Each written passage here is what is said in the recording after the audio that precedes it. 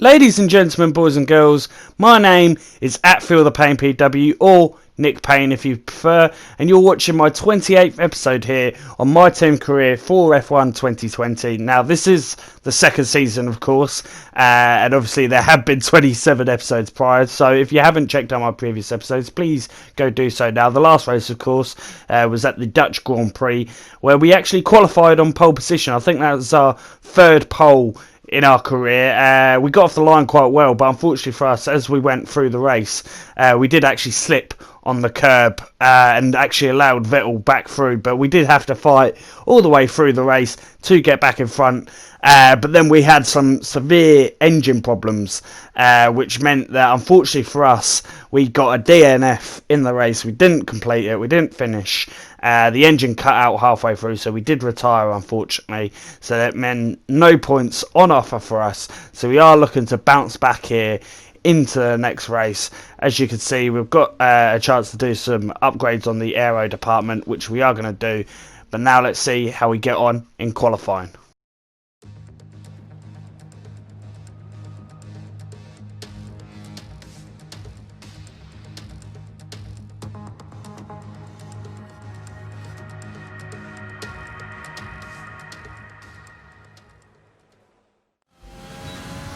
As you can see, we're at the Spanish Grand Prix, about to start our first qualifying session, first lap in the qualifying session as we go down the main straight, brake just after the 100-metre board, turn in, round the corner.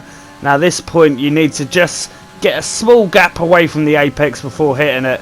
As you can see, there's sort of lines across the track on the gravel. You can see exactly where you're meant to go as we go around the left-hander here. It's very careful not to obviously go deep into the corner, because if you do go deep, there's no recovery. Abandon the lap. Yeah, you've got to be careful with that little speed bump there, because you can easily get some quite good air time and obviously lose a lot of time from it. As we come into the second DRS zone, brake just at the 100-metre board, turn the car in, careful not to hit the pointer there to send obviously on the apex. As we come round on the right-hander, very long right-hander as well, into this very awkward chicane downhill.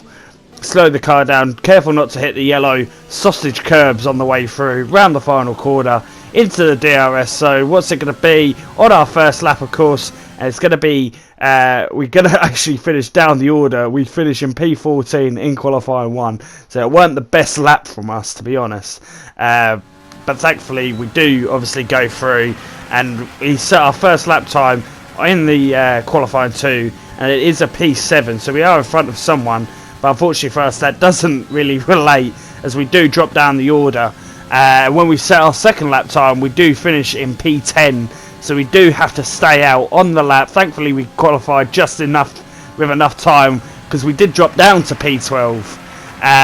But once we do set our second lap time, we do actually finish in P9. So we do go through to Q3.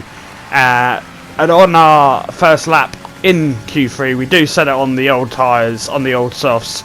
So it does mean we do finish in P10 until we go out on our second lap on a brand new set of softs. And we do actually get quite up the grid in P3, which puts us in a great position to have a slipstream into the first corner. And now let's see how we get on in the race.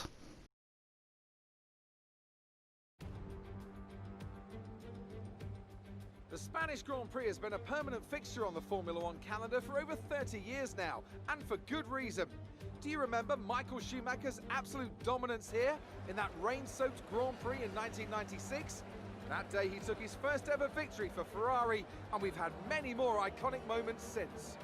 It's a sellout crowd of 140,000 here today as we await lights out for the 730-metre sprint down to turn 1 of this 2.9-mile racetrack. Overtaking is challenging through these 16 corners, but there's still a lot of high-speed excitement to be found, including the flat-out turn 3 and the terrifying blind right of turn 9. Now, Anthony Davidson, I wonder, might we be in for some early pit stops today from the midfield teams, all trying to put some pressure on or disrupting things for the leaders up front? If you're in the middle of the pack, you know, you got your own race to run. I don't think they're going to be thinking about causing trouble up front. However, closer to the head of the pack, don't be surprised to see some split strategies.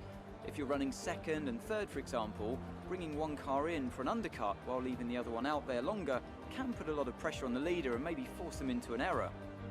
Off the back of a fantastic qualifying session, it's time to see how our starting grid looks for today's race. Lewis Hamilton lines up on pole position, and P2 goes to Daniel Ricciardo, a strong showing from the Australian. Moving on to the rest of the grid, we have the rookie, Verstappen, Sebastian Vettel, and Sainz, Leclerc, Norris, Albon, and Valtteri Bottas, Ocon, Raikkonen, Kevin Magnussen, and Giovinazzi, Kvyat, Stroll, Sergio Perez, and Nobuharu Matsushita.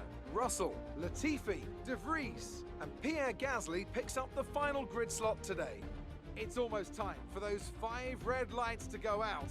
Then let's see who can prevail today.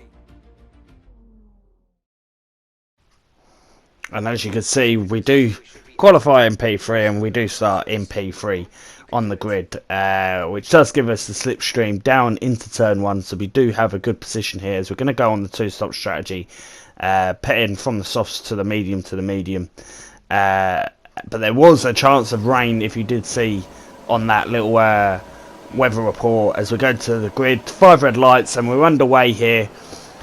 We actually get a good start with the overtake with Rich there. We're actually going to make it 3 wide here, possibly down in the middle between Ricciardo, between Hamilton. We break later and we get the move done. We're up into P1, going over the curve slightly, which does give us a bad exit out of turn 2 into turn 3. And Hamilton should be on us right now, but thankfully we do stay in front for the time being as we go around the right-hander of turn 4 and 5. And we are up into P1. We've jumped 2 positions from the start. And it's a great off the line once again from us. We are very good off the line.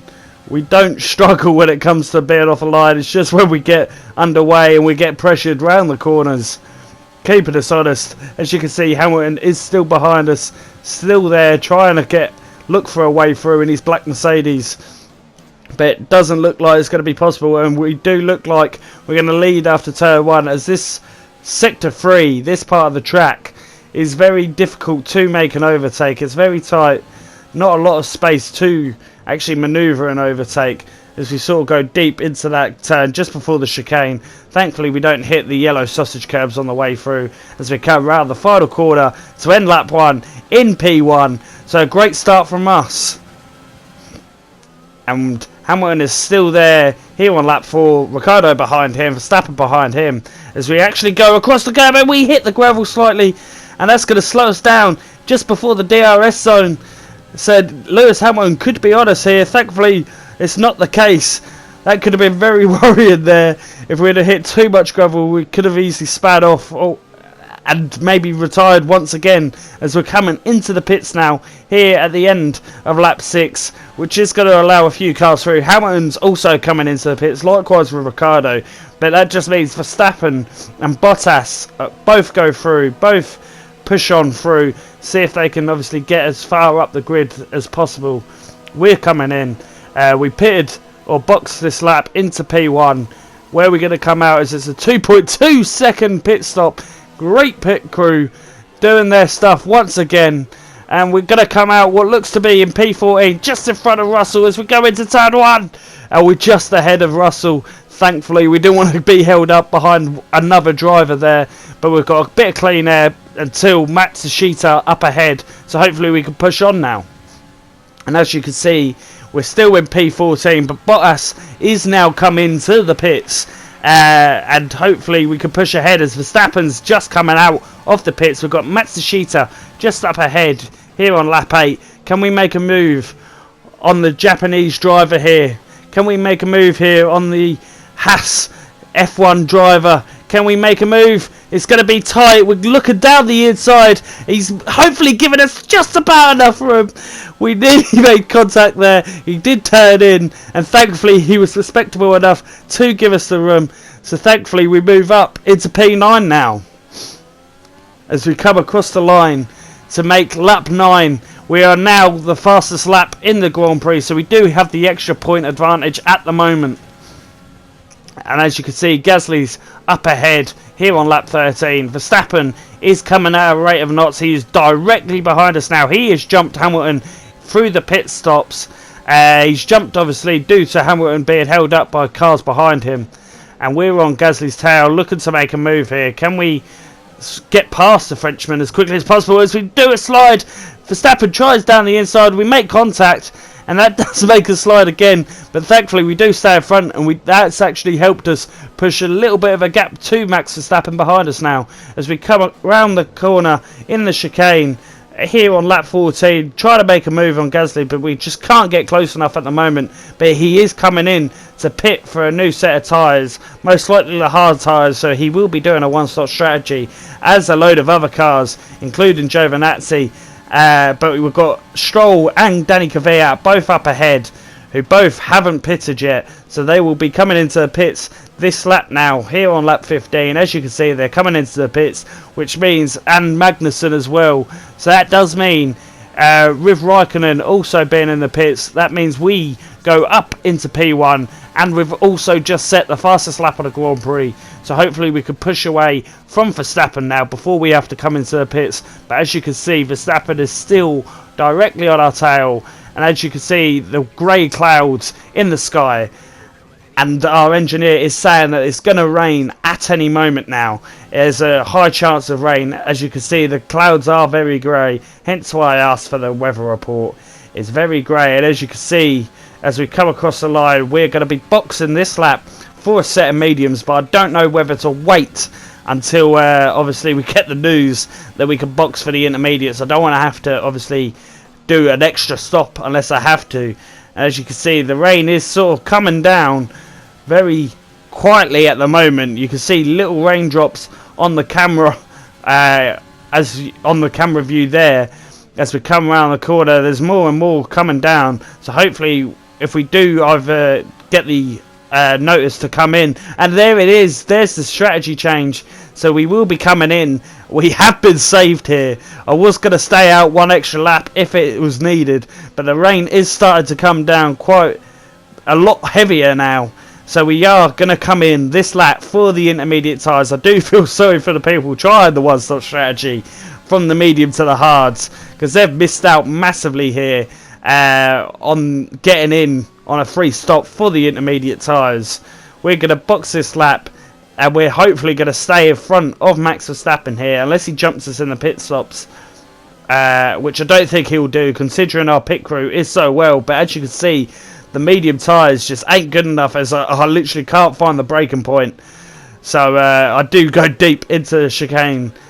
But as you can see, Max Verstappen is also coming into the pits directly behind us. He did go longer on the first set of soft tyres, because he was going to probably pit a lap or so later than myself here.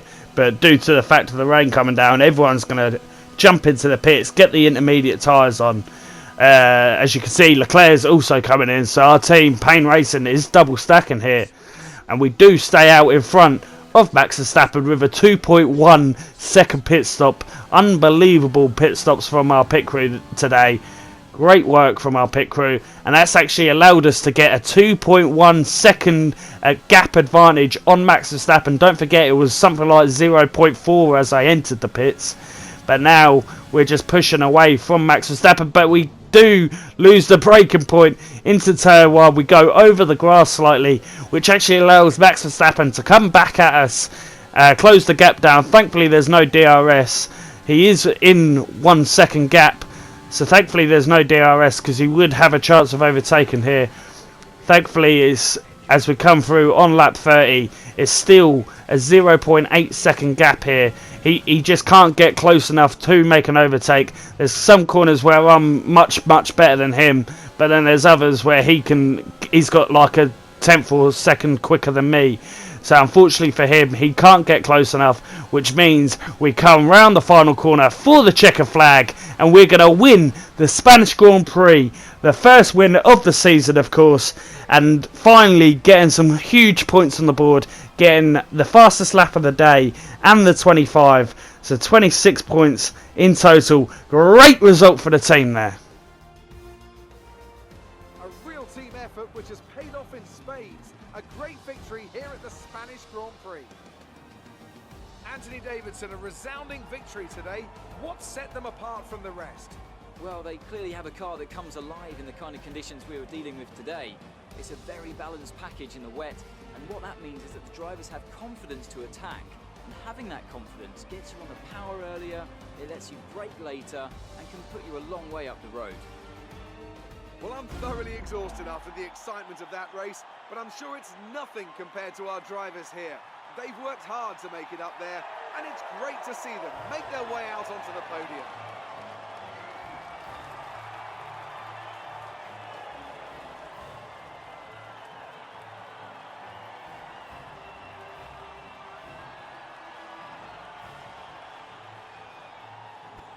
So, let's review the... So obviously I finish in P1, getting the 26 points for the fastest lap of the day as well. Max Verstappen jumping Lewis Hamilton as well, going into second, with Hamilton also finishing on the podium though. Leclerc in P6, so a great load of points for the team there. As you can see, great result for him. Considering he gets 8 points, I get the 26. So a great result for the constructors, not just myself in the World Drivers' Championship. But as we go through to the standings, I've jumped all the way up to P5 in the World Drivers' Championship. Only a few points behind Alexander Albon now, 21 points off first. And only a point away in front of Sebastian Vettel now. So it is looking quite tasty here as Leclerc is in P9 and we jump back into P4 in the Constructors' Championship in front of McLaren. So that's where we're going to wrap up this video. If you have enjoyed this video, please slap a like. If you haven't already, please subscribe. I've been at FeelThePaynePW. Hope you enjoy the rest of your day. Goodbye.